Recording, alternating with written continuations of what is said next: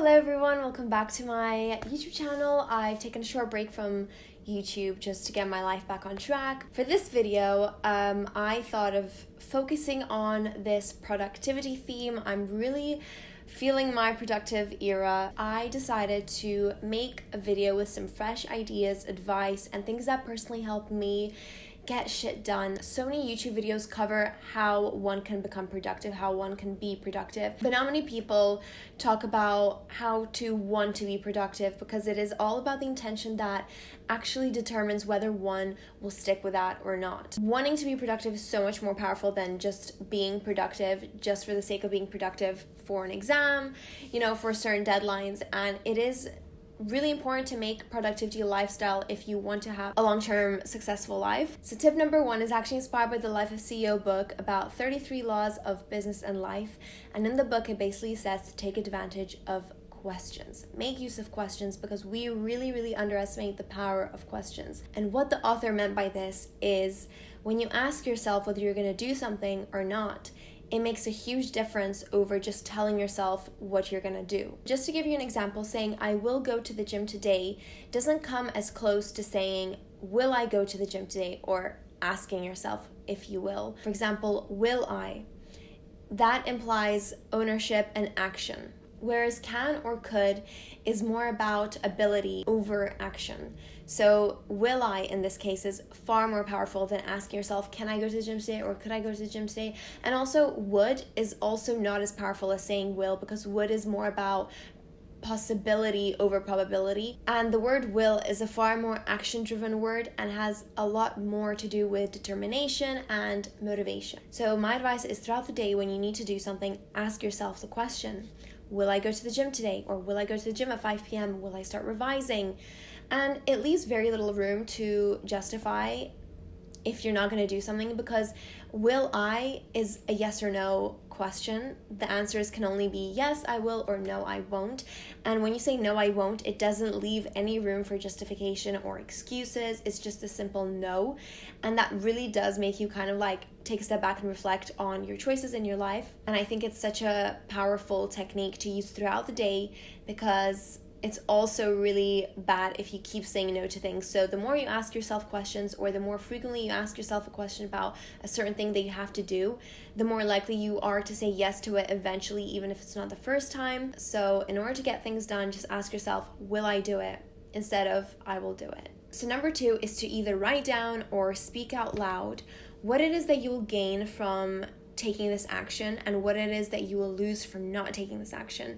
I think that this is a very strong way to demonstrate logically what you will gain and what you will lose by taking action or not. And this just constantly reminds you why you're doing this, because if the gain of something is important to you and it will help you achieve greater things in the future, then you will be reminded of it when you write it down or when you speak it out loud. And I think it'll help you visualize what it is that you will miss out on if you don't do the work or complete a certain task. Okay, number 3 is actually heavily inspired by this video that I saw on YouTube. It's a very motivational kind of speech followed by some very uplifting music. And the message is to choose your heart. The video is also called Choose Your Heart. If you really want to search it up, I would actually really recommend you to. And it basically says, waking up early is hard. Going to work every day is hard. Discipline is hard. Feeling motivated and focused constantly is hard. But then being broke is hard. Being poor is hard. Not being able to follow disciplines is hard. Not having a focus is hard. Being inconsistent is hard. And the moral of the story is to choose your heart, because both sides are hard. Both lives are hard, but you need to choose one. I honestly really love that video because it just shows that both options are hard. Doing work is hard, but also not doing work is hard, because later in life you're gonna experience such hardship and you're really gonna regret not putting in the work earlier, when you were younger, when you were more energetic, when you're more motivated and less scared of taking risks. So tip number 4 is to actively seek out inspiration.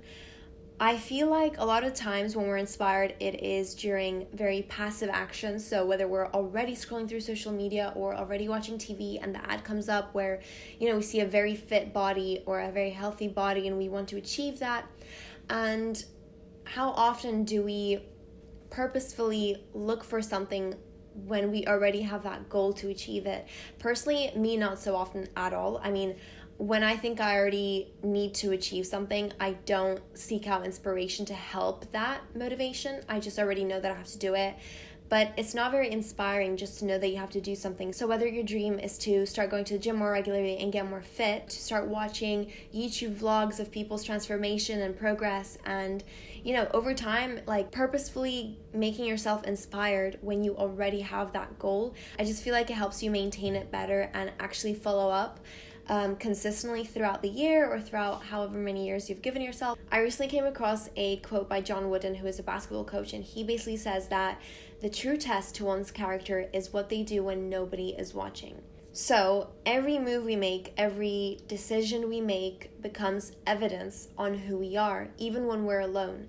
This evidence is collected by the brain to shape what we think of ourselves and our identity. And those are the voices that give us self-confidence, that make us believe if this is really who we are, if we are that strong person, if we are that productive person.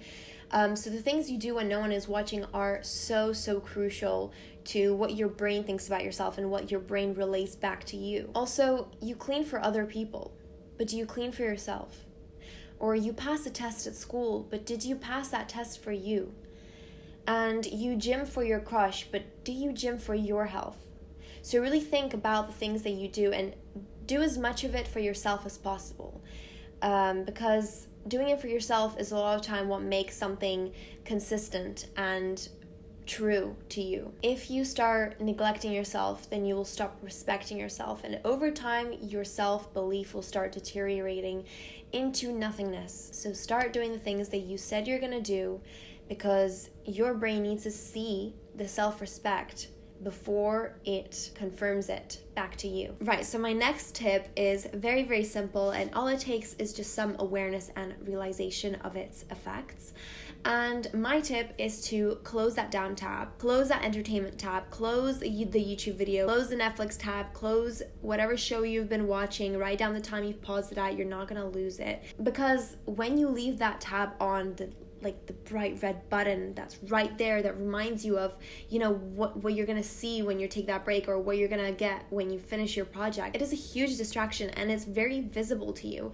Even though you're on another tab where it's your revision stuff or your work stuff or whatever, that tab being there is a constant reminder of what you're missing out on, which doesn't help you focus on your work. It's also very visual representation of being half in and half out of what actually you have to do. So this tip, as I said, it is very simple. It's just to close the tab, and same goes for, you know, putting away your phone, putting away distractive devices, switching that TV off, or leaving a space with all your friends and finding a quieter space to do your work. So my tip number 7, my last tip, which is probably my most favorite tip, it really does focus on finding the will to be productive.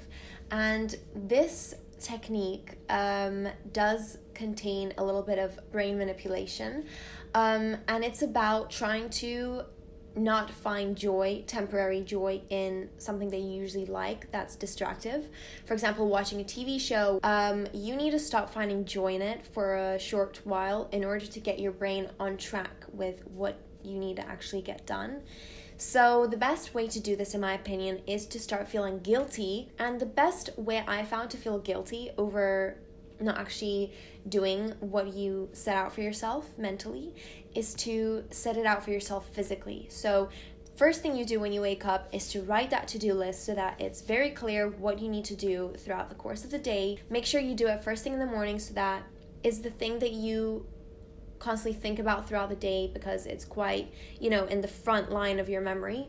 Doing it the night before does save time throughout the next day, but if you do really struggle with productivity, then it is quite good to do it in a more like recent time area so that you can remember it better. So whenever you're doing things that aren't on the list, your brain starts feeling a little bit bad about self and guilty, because now it just knows that throughout the end of the day you're gonna have to rush through them, you're gonna feel stressed out, you're not gonna be happy about yourself, and also it's just gonna take so much longer to get things done.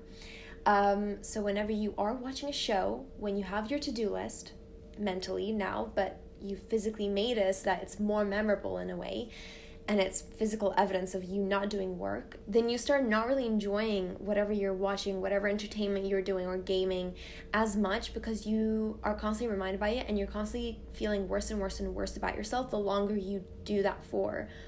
And eventually your brain will tell you to stop doing whatever the hell you're doing and to get back to work, because the satisfaction to later ticking those things off is nothing compared to the entertainment you're getting while feeling guilty about it. When you're done with a list, you can enjoy your show for however long you want, because now your list is complete, and your brain is chilling.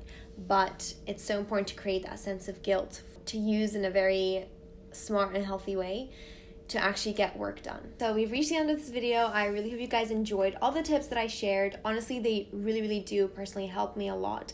And I really hope that if you guys also apply them, you will see really good results and feel fulfilled with yourselves. Love you guys so much, and see you in my next video. Bye!